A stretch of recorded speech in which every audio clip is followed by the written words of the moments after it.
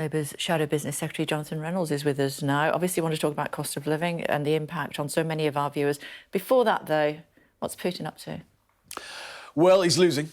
And I think we've got to stand firm in the face of further threats and aggression. Frankly, I would feel sorry for any Russian conscripted forces sent to Ukraine. What we know so far is well-trained forces, well-motivated forces with the right equipment are the people with the advantage and the success so far. So we can never underestimate Putin, but he's losing and we've got to stick to what we're doing. His threat about nuclear weapons says he's not bluffing. How seriously should we take that? We can't underestimate him, as I say, but I think fundamentally that comes from a position of weakness.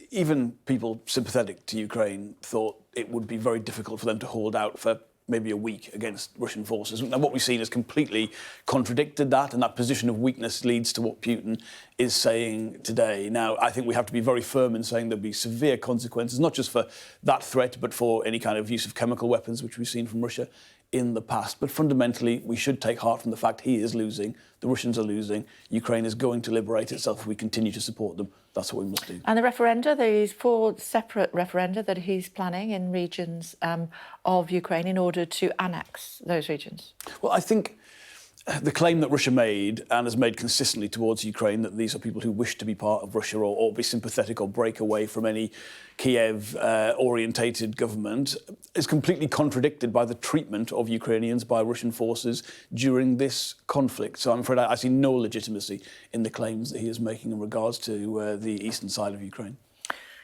What's going on in Ukraine is very much, of course, impacting on the living standards of people here in the United Kingdom. We have a mini budget, it's not being called that, but that's what it is, on Friday. What are you hoping for from it?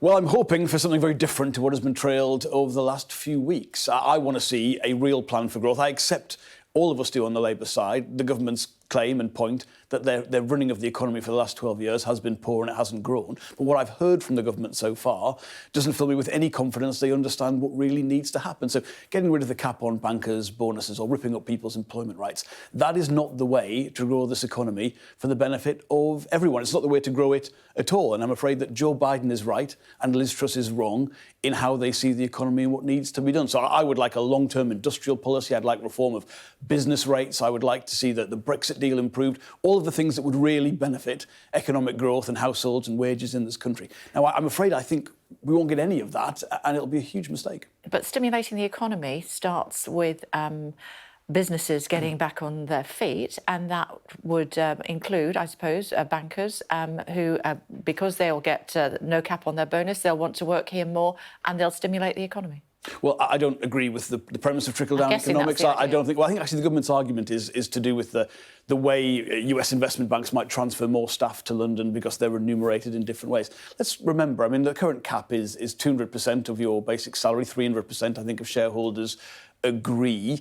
It was designed for, not for punitive measures, but for economic stability because of the risks that were taken leading up to the financial crisis and the idea that if you incentivise the bonus based on certain behaviour, that could make it riskier, and actually that's a threat to economic stability. So I'd like to see a compelling case from the government. But the idea that in itself lifting the cap on bankers' bonuses will grow the economy when it will not have any impact on 99.9% of people in this country, and crucially will undermine the big fight, which is against inflation, because how will the government say to public sector workers or people in the private sector, we don't want to get into a 1970s wage spiral, limit your own claims, oh, but by the way, we're lifting the cap on bankers' bonuses? I find that incoherent. Yeah, just looking at the cap on energy bills, though, and that would suggest that, you know, a lot of people will benefit from that, and it will also start to control inflation. Yes, well, we led the way over the summer saying there must be a cap and a protection for households and businesses from these rising energy prices. Obviously, I do expect the government, from what we've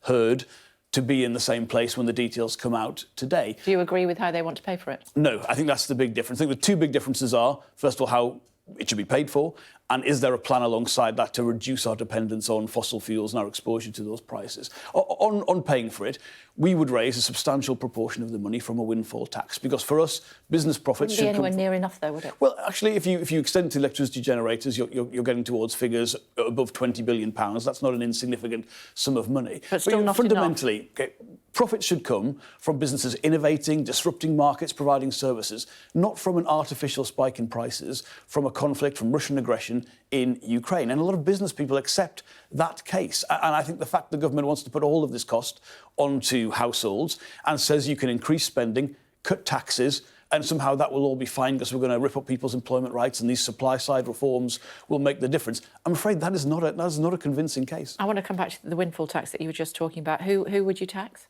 So the tax that we would put forward is the existing tax that the government themselves are actually sticking to partly. We would take away the loophole for fossil fuel investments because that's not something we should be incentivising in an energy crisis.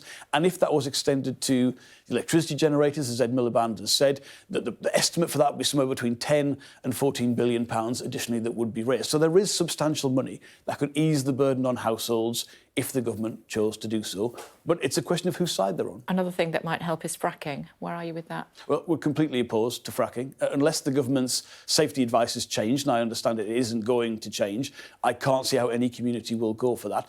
Crucial issue here is fracking will not, even if it was very successful and accepted by the public, reduce the price of natural gas because it would be sold at the market rate for the European commodity market, and therefore you'd have a bit more liquidity in the market if you had more supply in the UK, but it can't reduce the price.